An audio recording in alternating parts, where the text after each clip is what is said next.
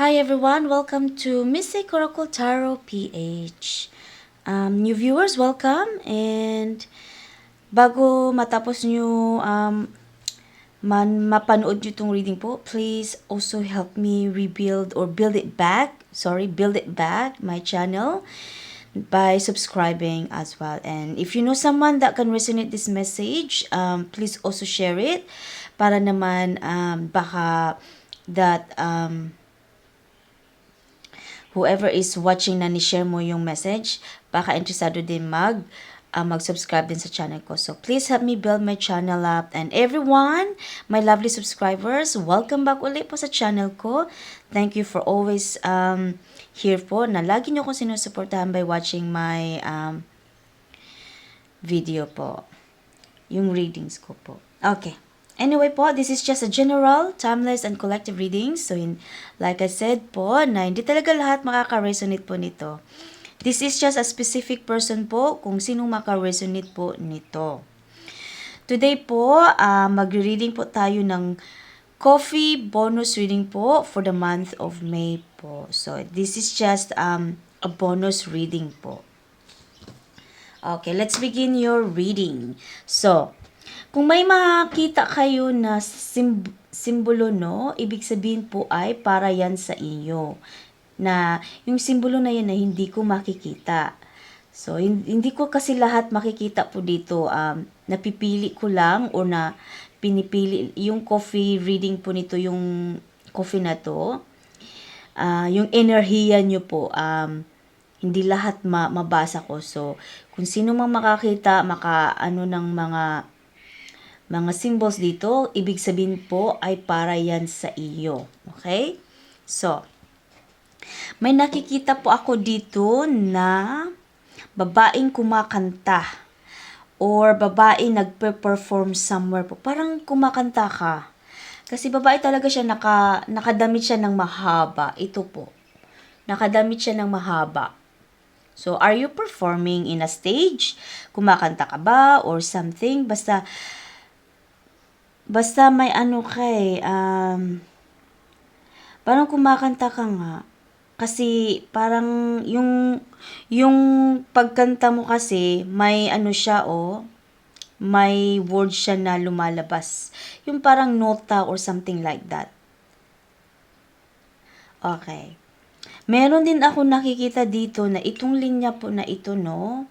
Parang nag-join po ba kayo? Sumali po ba kayo ng competition po? Kasi, if you are po, ang sabi ng coffee nyo po is, nandito po kayo dito sa unahan. So, natapos yung race nyo po. Natapos nyo ang race, kaso nga lang, dito po, nakatayo ka with number 5. So, ibig sabihin po, parang 5th place ka lang po. Okay? Yun yung nakikita ko dyan. But at least you did it. At least ka din. Ni-try mo din na mag-join ng competition. So it is really good. Fifth lift is not bad. It's not bad. Okay.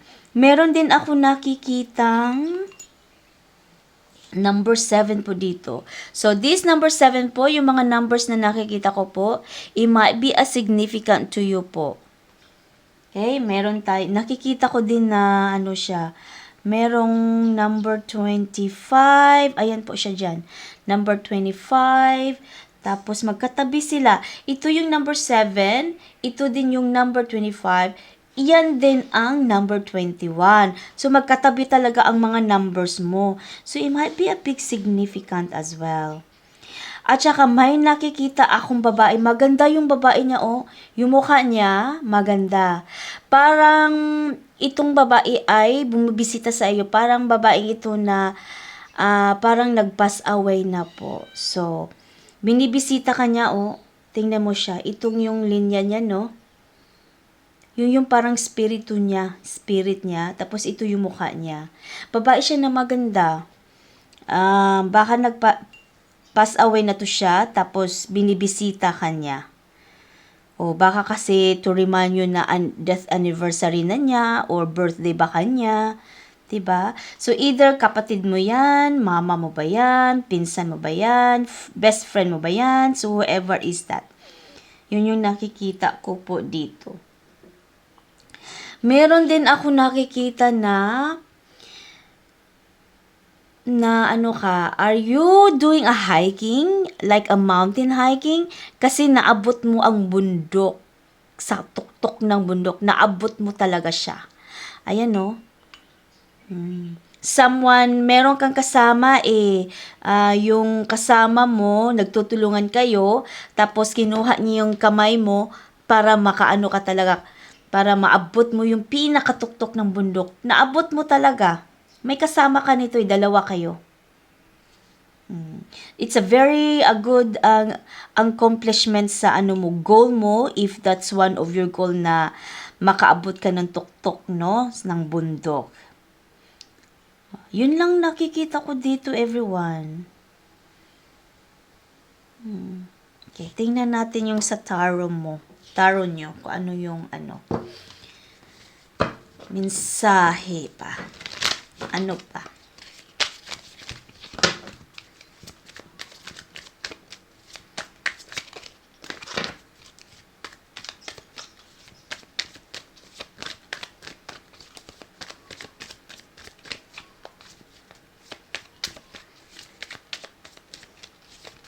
Okay.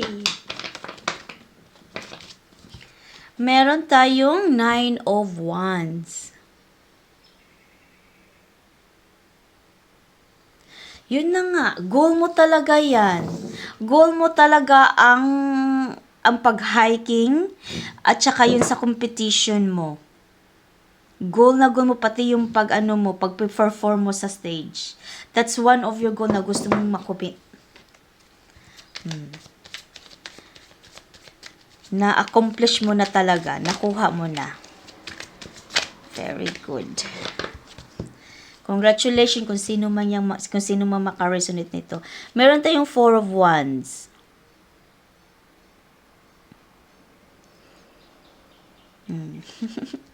Pag naano mo to, no, you really, kasi goal mo to, ma-achieve mo na, you making it sure na isi-celebrate mo talaga yan. I-share mo to everyone na isi-celebrate mo na, yay, one of my goal, one of my bucket list, natupad ko din.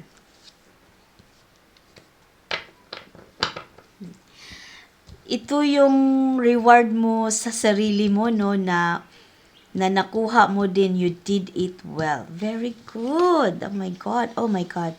Meron tayong 4 of Swords. Congratulations kung sino man po ikaw.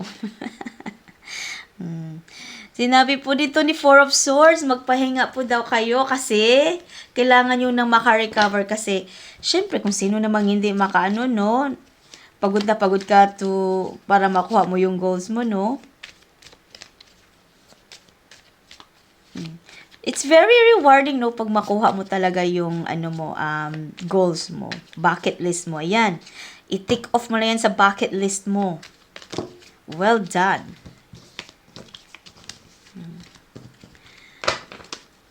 Magre-rest ka pagtapos ng performing yourself, hiking or pag-aano ng mga competition nyo kasi napapagod ka din. I feel like yung competition, no, parang running. Yung running siya, yung ganito siya. Itong linya na to, yun na naka 5th place ka nga lang. So I'm really sad to say na 5th place, but that's still a good number, that's still a good place. 5th place. Maganda din yan. But at least you did it. You did it. Na-achieve mo yung gusto mong maabot. Meron tayong 2 of Pentacles.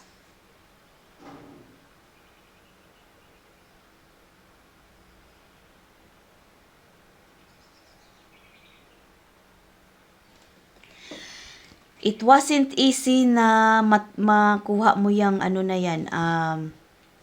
goal mo. It wasn't easy. You went through a lot kasi syempre naman, ang haba-haba na yan, no, na, for example, yung tuktok ng bundok, no, Diyos ko, Lord, kahit ako, I don't think kaya ko yan maabot na yan. Mga few kilometers lang siguro po ako, di ba? Ikaw, you are really did well. Talagang pinaghahandaan mo ito na makumit mo siya, makuha mo siya. Pinaghahandaan mo to. Matagal mo na itong pinaghahandaan eh.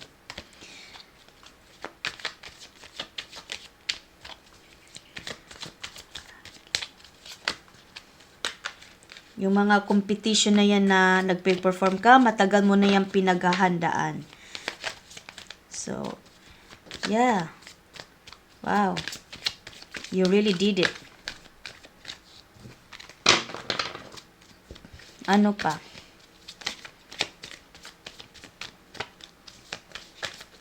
Okay. Meron tayong Ten of Cups. Celebration nga siya. Isi-celebrate mo talaga yung goal na yan. Isi-celebrate mo talaga. Wow! Magkukuha at maaabot mo yan. You are not alone. May tumutulong pati sa iyo na makuha mo yung goal mo. It's a very satisfying contentment na finally you made it. So, matatapos na yung goal na yan, then you are ready to move forward for another goal na inaano mo. You are planning. Charge ko muna to yung camera ko kasi malulubat na siya po. Sandali po. Okay. Next. Ano pa? Meron pa ba?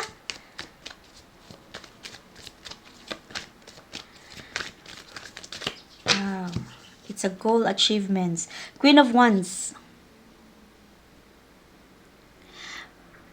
Napaka-inspired, napaka-strong mo, napaka-courageous mo talaga na makuha mo to.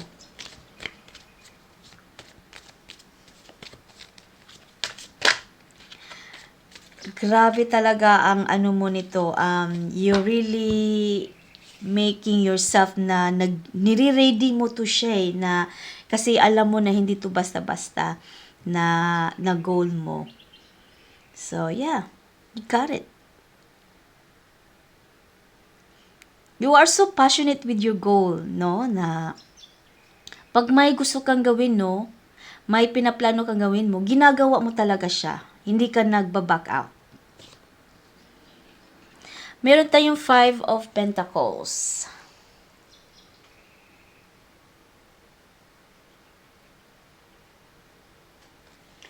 Kahit minsan, no, na nafe-feel mo na nafe-feel mo na tinamad ka, parang minsan ayaw mo na, ilit ko mo siya ba minsan, na feel mo na, ilit ko na lang kaya tungkol, parang hindi ko kaya. So, yun yung mga negative na naiisip mo minsan. Meron tayong the Hierophant. Pero hindi ka na-give up.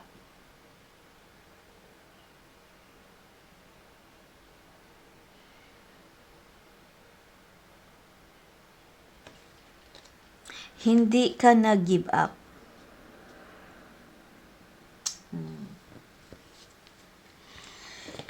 Keep doing it kasi ang ganda ng progression ng goals mo.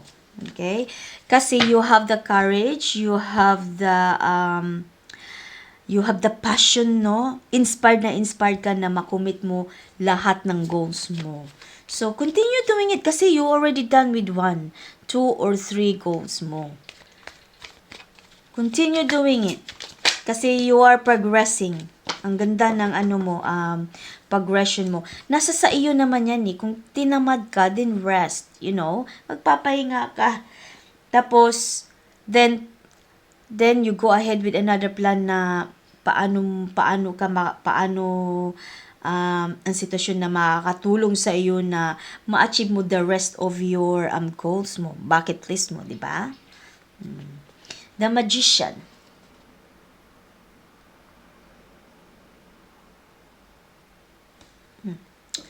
Merong Kasi pag matapos itong goal mo to, no, you are moving, kasi nagpa-progress ka na sa goal mo, sa bucket list mo. So, magmo-move ka na naman sa isang goals mo na gusto mong tuparin din. So, you are moving forward. That is good. Meron tayong the moon.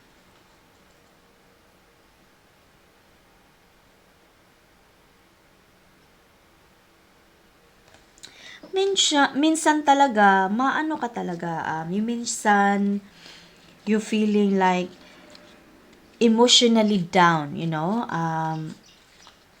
figuratively speaking, emotionally down ka kasi, syempre, yung ibang goals mo, hindi basta-basta. Hindi basta-basta na ikaw lang talaga ang makakumpleto nito, yung goals mo. Okay? So, you are heading, makomplete mo na yung 1, 2, 3 goals mo, you are next. Magmo-move forward ka na sa another mong, sa ibang goals mo na, di naman sinasabi ko anong klaseng goals na yan, so, ikaw lang nakakaalam. Kaya, minsan, wag kang magpapaano, no? Wag kang magpapadala sa emotion mo, sa feelings mo. Kasi this is for you, eh. You're doing it for yourself. You're doing it to tick your bucket list, no? Ito yung ikakasaya sa buhay mo. This is just one of your hobbies na gusto mong ikumpleto, gusto mong gampanan, gusto mo siyang ma-reach, gusto mo siyang makumpleto. So you are already in there. So continue doing it. Nasa sa iyo naman yan eh. If you have the courage, if you have the strength, no, na to go on. Kung gusto mo ikumpleto ang lahat ng goals mo. Kasi at the moment, it's showing that you are progressing. Nagpa-progress ka na to move forward. Okay, yun yung sinasabi ng energy mo dyan. Meron tayong Ace of Pentacles.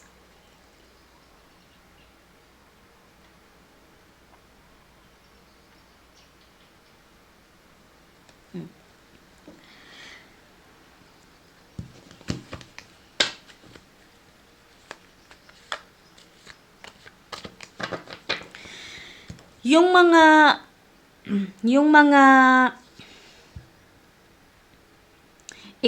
mga goals mo na nakuha mo na, no?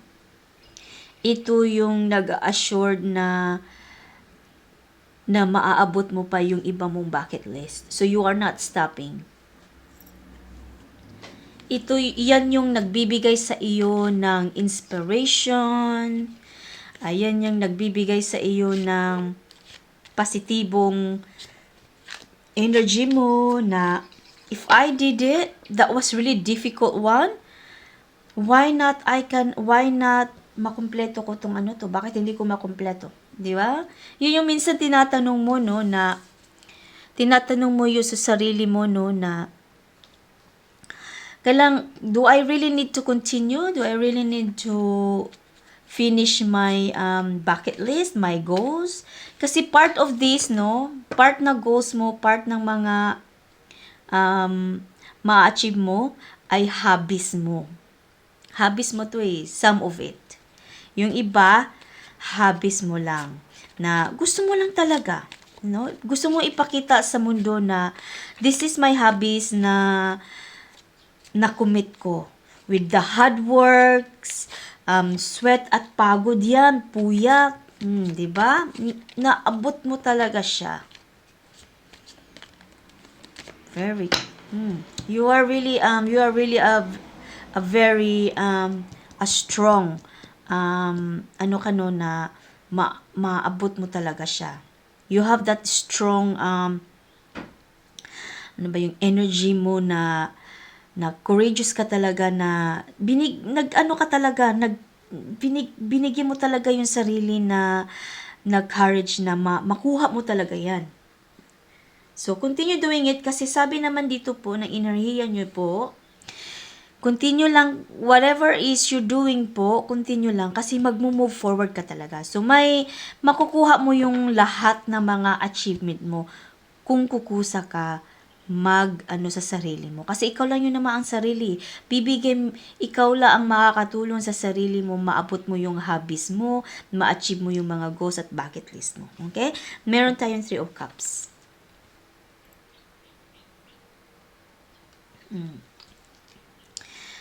Okay. Oops.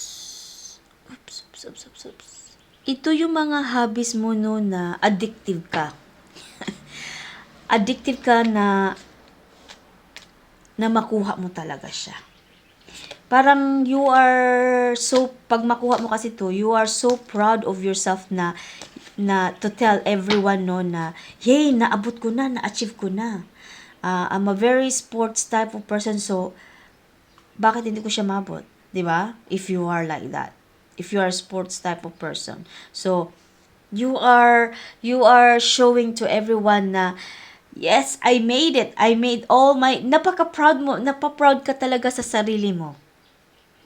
You are so proud of yourself na you are ready to share to everybody na, yeah, I did it. I did achieve my goals ko. Nakuha ko din. After everything I have to go through. See? Sabi ko sa iyo eh. Nasa sa iyo kasi yan eh. Nasa sarili mo. Kung gusto mo talaga siyang maabot mo talaga siya. Diba? Meron tayong 7 of Swords.